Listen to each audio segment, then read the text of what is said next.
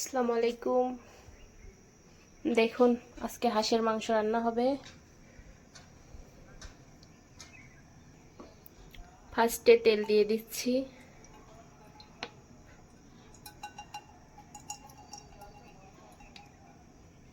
কিছুটা সরিষার তেল দিচ্ছি। এবার দিয়ে দেব আস্ত রসুন, পেঁয়াজ কুচি, কাঁচামরিচ।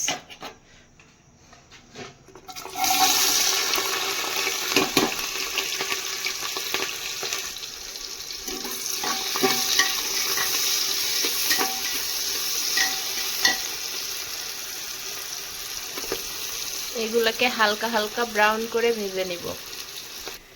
একবারে দেশি হাঁসের মাংস।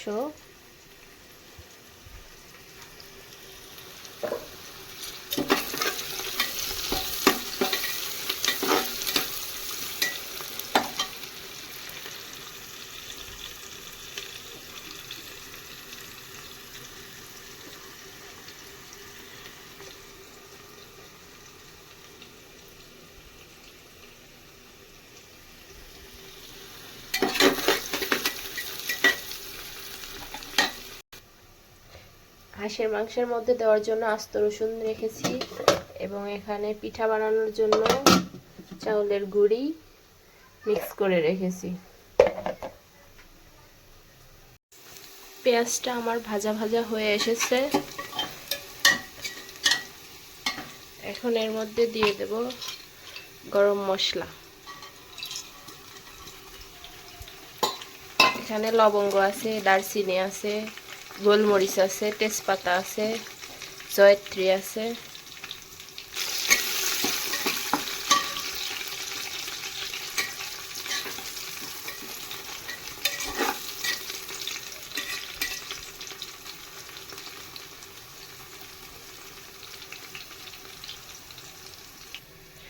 এবার আমরা দিয়ে দেব আদা বাটা,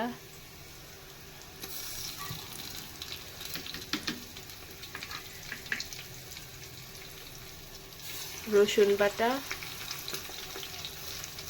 পরিমাণ মতো,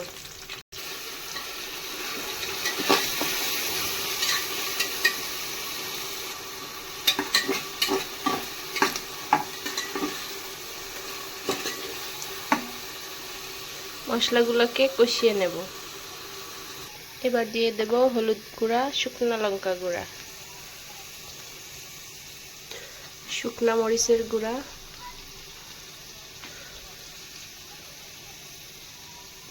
হলুদের গুঁড়া। এবার মশলাগুলোকে হালকা কষিয়ে নিয়ে এখানে দিয়ে দেব আগে থেকে পরিষ্কার করে ধুয়ে রাখা হাঁসের মাংস।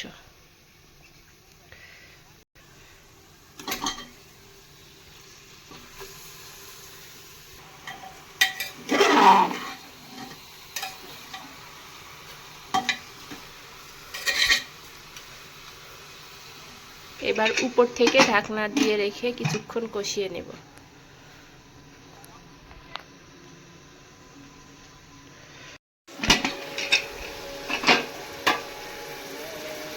লবণটা স্কিপ হয়ে গিয়েছিল, লবণ দিয়ে দিলাম। দেখুন গোশটা কষা হচ্ছে। কিছুক্ষণ এভাবে কষবে, কষানোর পরে পানি দিয়ে ঢাকনা দিয়ে 8টা সিটি তুলে নেব। এখন ওর মধ্যে দিয়ে দেব ধুয়ে রাখা পরিষ্কার করা আস্ত রসুন। এবার পরিমাণ মতো পানি দিয়ে দেব।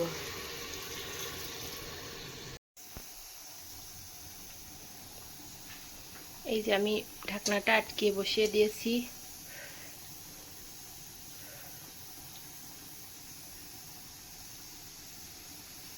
শীষ উঠলে এভাবে 8টা শীষ দিয়ে দেব।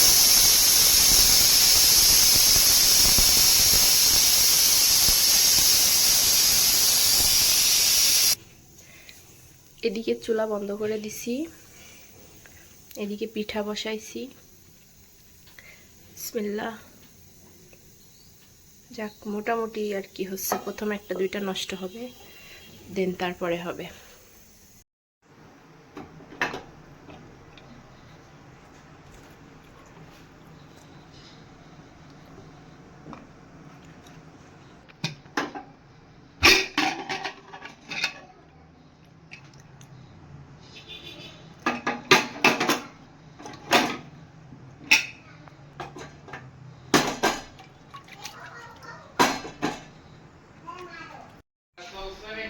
চিকি পিঠা বানাইছি, এবার খোলা জালি পিঠা এবং চিটা পিঠা বানাই নিচ্ছি। এখন চিটা পিঠা বানাচ্ছি কয়েকটা।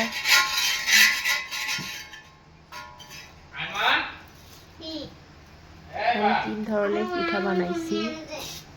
এটা চিটা পিঠা, ভালো করে একটু মচমচা করে ছেঁকে নিচ্ছি। আর এবার এটা হচ্ছে খোলা জালি পিঠা, এটাও একটু ভালো করে মচমচা করে ছেঁকে নিচ্ছি।